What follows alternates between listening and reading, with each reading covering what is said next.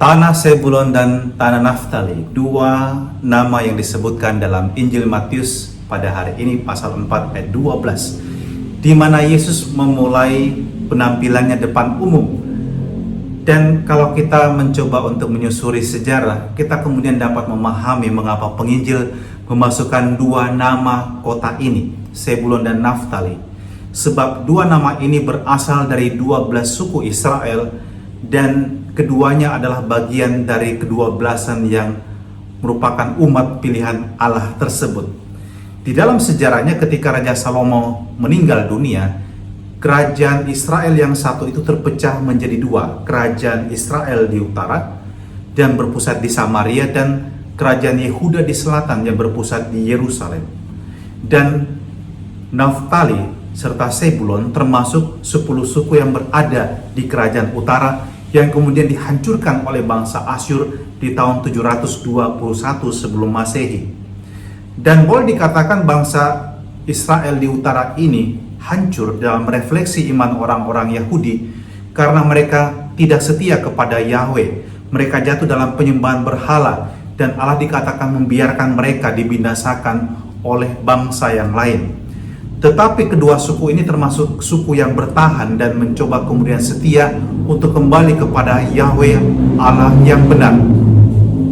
Dan kemudian yang menjadi pewarta Nabi Yesaya pada zaman pembuangan di Babel adalah bahwa ketika Mesias datang, dia akan memulai pemulihan tersebut dari Zebulon dan Naftali. Sehingga dikatakan dari dua negeri yang ditutupi oleh kegelapan ini akan bersinar terang benderang yang bercahaya menerangi seluruh kegelapan. Apa yang bisa kita petik dari perikop Injil hari ini adalah kalau kita belajar pada sejarah bangsa Israel, terpecahnya ke-12 suku Israel membuat mereka juga hancur. Begitulah kadang-kadang kalau ada pertentangan juga kalau kita di antara saudara, misalnya karena kepentingan satu dan lain hal, misalnya mengenai warisan lah, mengenai harta lah, keluarga bisa terpecah. Demikian juga kalau terjadi perselisihan, terjadi pertengkaran, keluarga bisa terpecah. Demikian juga keluarga bangsa Israel terpecah dan mereka hancur. Tetapi kemudian Allah menyatakan kebangkitan bangsa Israel dengan memulainya di titik di mana dahulu memang sangat gelap, Zebulon dan Naftali. Di sanalah sang terang bercahaya, dan di sanalah Yesus memulai karyanya di Galilea. Di sana dia juga memanggil ke-12 muridnya. Dan sebenarnya ke-12 murid ini melambangkan pemulihan ke-12 suku Israel yang terpecah dahulu itu. Yesus memulihkan bangsa Israel kembali melalui 12 murid yang dia pilih.